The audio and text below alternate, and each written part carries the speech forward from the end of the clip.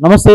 నేను మీ Gopi. Welcome back to our channel. ఈరోజు మనతో వచ్చేసరికి ప్రముఖ నిర్మాత చిట్టిబాబు గారు ఉన్నారు. సార్ నమస్తే సార్. నమస్తే.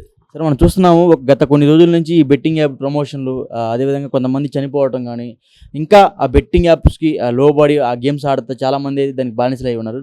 దీన్ని ప్రమోట్ చేసి కొంతమంది ఎవరైతే హర్ష సాయి, కొంతమంది ఎవరైతే ఇన్ఫ్లుయెన్సర్స్ ఉన్నారో వాళ్ళకి కొంతమంది ఎదురు తిరిగినంటే, అంటే మీలాంటి వాళ్ళు లేకపోతే యువ సామ్రాట్ అలాంటి వాళ్ళు కొంచెం ఎదురు తిరిగి మాట్లాడితే వాళ్ళ మీద కూడా రెచ్చిపోతున్నారు. కొన్ని సమ్ టీవీ ఛానల్కి వచ్చి ఇంటర్వ్యూస్ ఇచ్చి ఇన్నోవాయిస్ ఇది ఫేక్ ఇన్నోవాయిస్ అని, అది ఫేక్ స్టేట్మెంట్, ఇవి నా స్టేట్మెంట్ కావు, నేను తీసుకుంది కొంత అమౌంటే, ఆ తీసుకున్న అమౌంట్ అయినా సరే మళ్ళీ పబ్లిక్కి ఖర్చు పెడుతున్నట్టు కొన్ని మాటలు మాట్లాడడం జరిగింది. సో దానికి మీరే ఉంటారు? ఈ ఏదో లాజిక్లు అని చెప్పి కానీ ఇప్పుడు ఎక్స్‌ప్లాయిటేషన్ ఒకళ్ళలో ఉండే జనరల్‌గా మనిషిలో ఉండే ఒక అత్యాశ. డబ్బులు వస్తాయంటే అప్పడంగా వస్తాయంటే ఎగబడే లక్షణం మానవ జాతిలో ఉంది. మన జాతిలో ఉన్న లక్షణం అది. సో దాన్ని ఎక్స్‌ప్లాయిట్ చేసుకునే ఎదవలు వీళ్ళంతా. వాళ్ళలో ఉన్న వీక్‌నెస్‌ని, డబ్బులు సంపాదించాలనే దాహంలో ఉండే వాళ్ళని ఎక్స్‌ప్లాయిట్ చేసుకునే ఎక్స్‌ప్లాయిటర్స్ వీళ్ళంతా. ఆ బుద్ధులతో చేస్తారు చిల్లర పనులు, చిల్లర వ్యాపారం. దాన్ని 4 డబ్బులు మళ్ళీ దాన్ని ఆ 4 డబ్బుల్ని ప్రజల కోసం ఏం ఉపయోగిస్తామన్న ప్రజల కోసం. అసలు నీకు ఇంతటి స్థాయి కార్లు గీర్లు ఇంత హంగామా నీకు ఎక్కడిది? ఆ డబ్బులతోటే కదా ఆ ప్రజల నుంచి ప్రజల్ని ట్రాప్ చేసి ప్రజల్ని నీ ట్రాప్లోకి పడేసుకుని సంపాదించే సొమ్మే కదా.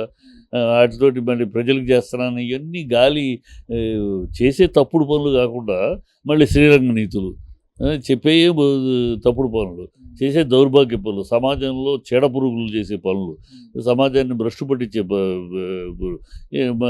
దీంట్లో ఏంటంటే ఆశపరులు కూడా వాళ్ళది కూడా తప్పు.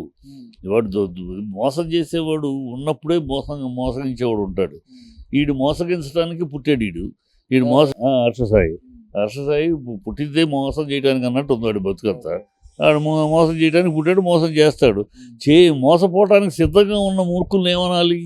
వాళ్ళని ఏమనాలి? మోసపోయేవాడు ఉంటే కదా మోసం చేసేవాడు.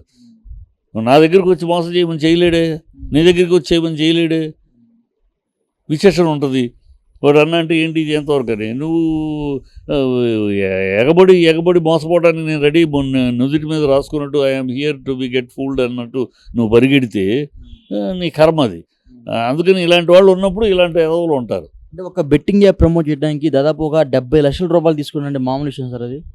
మామూలు విషయం. అంత ఆదాయం ఉంది దాని లెక్క. అది ఎంత ఆదాయం ఉంటే ఆ రేటు పలుకుద్ది. అది అక్కడ రేటు పలుకుతుందంటే అంత ఆదాయం ఉందని. అంత ఆదాయం వీళ్ళు ఒకటే కాదు. ఇప్పుడు దొరికాడు కనుక మనం మాట్లాడుతాం. దొరకని దొంగలు చాలామంది ఉన్నారు ఈ బెట్టింగ్లో. ఈ సమాజంలో బెట్టింగులు అనేది అన్ని రకాలుగా, ఒక ప్యాకాటర్ బెట్టింగ్ కాదు, ఒక కోడి బెట్టింగ్ కాదు, ఒక క్రికెట్ బెట్టింగ్ కాదు, ఏది జరగని ఎలక్షన్ బెట్టింగ్ కాదు. ఈ బెట్టింగులతోటి దందా చేసి సంపాదించే దౌర్భాగ్యులు, ఎక్స్‌ప్లాయిట్ చేసే దౌర్భాగ్యులు, నీచులు ఈ సమాజంలో చాలామంది ఉన్నారు. అందులో దొరికిన దొంగ అంతే. దొరకని దొంగలు చాలామంది ఉన్నారు. వీళ్ళందరినీ కఠినమైన పట్టుకుని నాన్ బెయిలబుల్ రూల్స్ చట్టంలో మార్పులు రావాలమ్మా.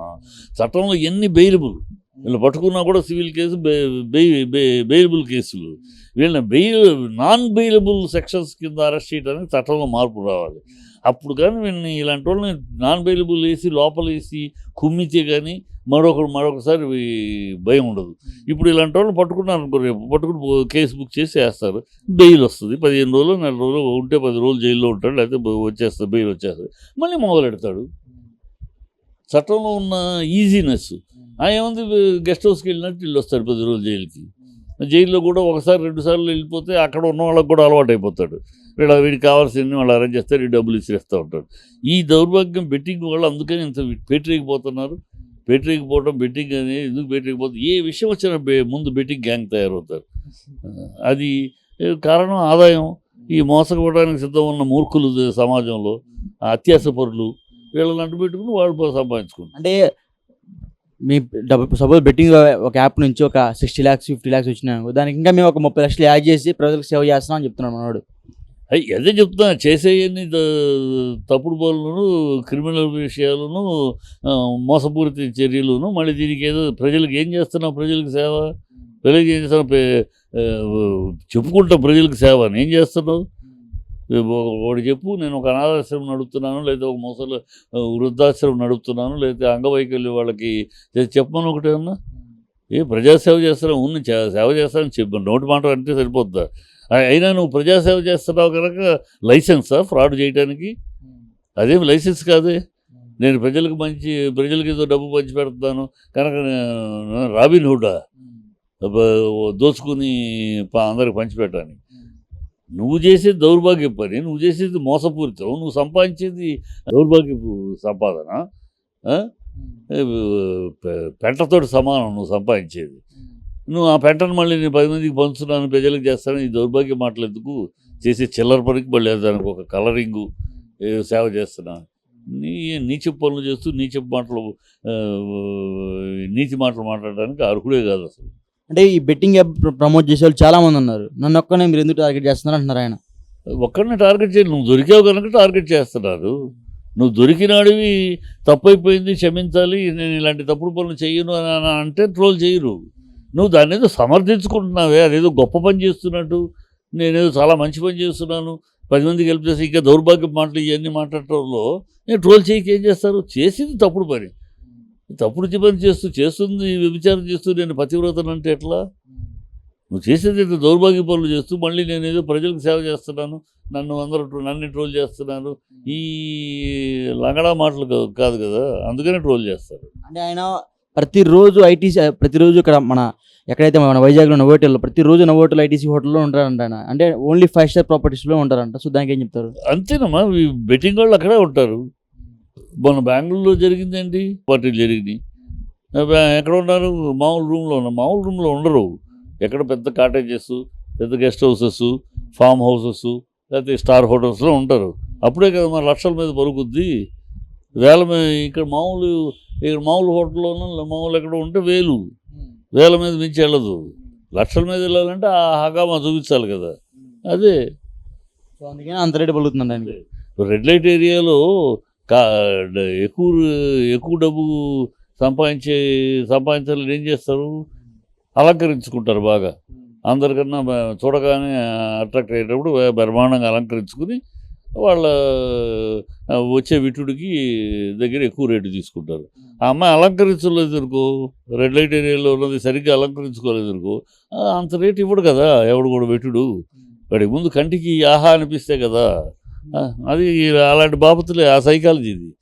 రెడ్ లైట్ ఏరియాలో ఒక ఆడది తనని ఎక్కువగా డబ్బుకి విటుడికి దగ్గర ఎక్కువ డబ్బు సంపాదించడానికి ఎంత అలంకరించుకుంటుందో, వీళ్ళు ఈ హర్షసాయి లాంటి వాళ్ళు ఇలాగ స్టార్ హోటల్ పెట్టి అలంకరించుకుని వాళ్ళు చేసి వ్యభిచారం. అంతే.